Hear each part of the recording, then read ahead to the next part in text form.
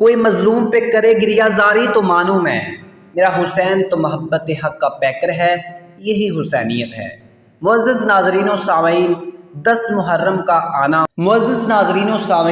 محرم شریف کا آنا ہمیں ایک ایسے واقعے کی طرف یاد دلاتا ہے جو کہ صبر و استقلال، صبر، تحمل، استقامت اور اللہ تعالیٰ سے محبت کی سب سے بڑی مثال کے طور پر بھی ہمارے سامنے موجود ہے، اور ہر مکتبہ فکر کے لوگ اسے اپنے نظریے کے مطابق مناتے ہیں یا پھر اس میں شامل ہوتے ہیں۔ 10 محرم یوم عاشور کے حوالے سے کچھ ایسے حقائق آپ لوگوں کے سامنے رکھنا چاہتا ہوں جس سے آپ یکسر ناواقف ہیں، اور شاید کہ ان حقائق کو ہمارے سامنے نہیں رکھا جاتا، یا پھر ہم نے کبھی ان حقائق کو سمجھنے کی کوشش نہیں کی، یا پھر ان کو فائنڈ آؤٹ کرنے کی ہی کوشش نہیں کی۔ جیسا کہ آپ دیکھ رہے ہیں کہ 14 اگست کو مینار پاکستان پر ایک واقعہ رونما ہوا ہے جو کہ بہت ہی زیادہ عبرتناک ہے اور بہت ہی زیادہ شرمناک ہے، اور پوری قوم اس میں مکمل طور پر الجھ کر رہ گئی ہے۔ ہر بندے کو اس کی فکر پڑی ہے، اور یقین مانے کہ ہر بندہ چاہتا ہے کہ اس پہ ڈیپ سے ڈیپ ریسرچ کرے، کیونکہ وہ ایک ٹاپک بڑا الگ سا ہے اور ایک بڑا ہی اسپائسی ٹائپ کا لوگوں کے نزدیک وہ ٹاپک بن گیا ہے،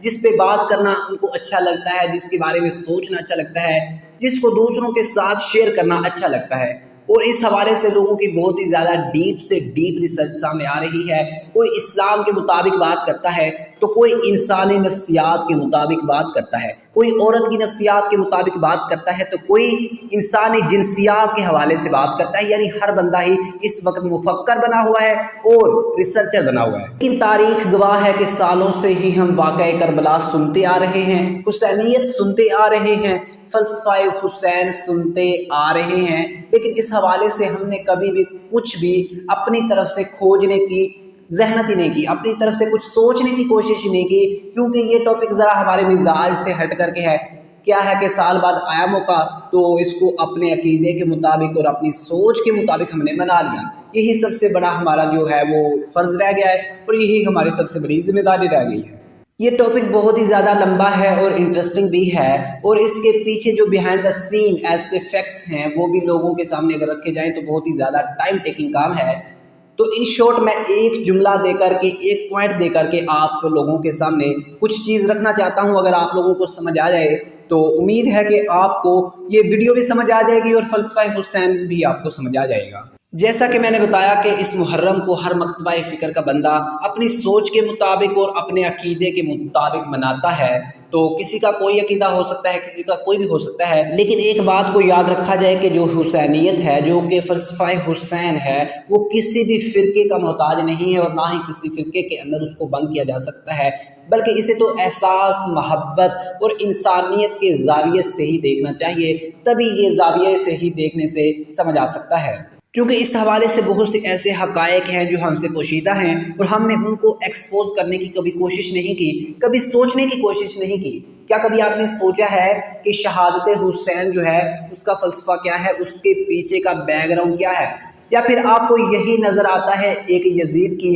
کارکردگی آپ کو یاد آتی ہے، یا پھر تاریخ کے اندر جیسے آپ نے پڑھا یا پھر جیسے سنا،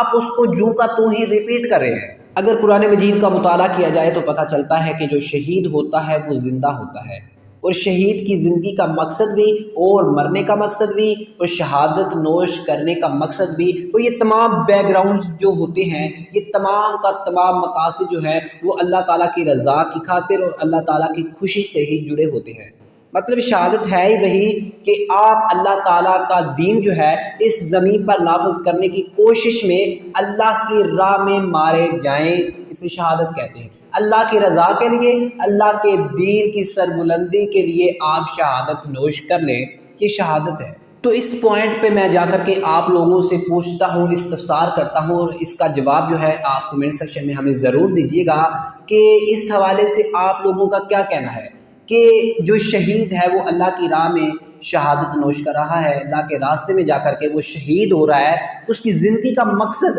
اللہ تعالیٰ کے دین کی سربلندی ہے، اور اس کے مرنے کا مقصد بھی ہے کہ اللہ کی سرزمین پر اللہ کا دین نافذ ہو جائے، تو کیا پھر ایسے شخص کو مردہ کہنا نعوذ باللہ، یا پھر اس کو مظلوم کہنا درست ہے یا پھر نہیں ہے؟ یہ پوائنٹ اگر آپ لوگوں کے ذہن میں آ گیا تو پھر آپ لوگوں کو فلسفہ حسینیت سمجھ آ جائے گا۔ پھر آپ لوگ اس چیز کو انڈرسٹینڈ کر سکیں گے کہ اس پوائنٹ کی افادیت کیا ہے اور اس کا سکوپ کیا ہے، کہاں پر جا کر کے ہم اس پوائنٹ کو سمجھ سکتے ہیں۔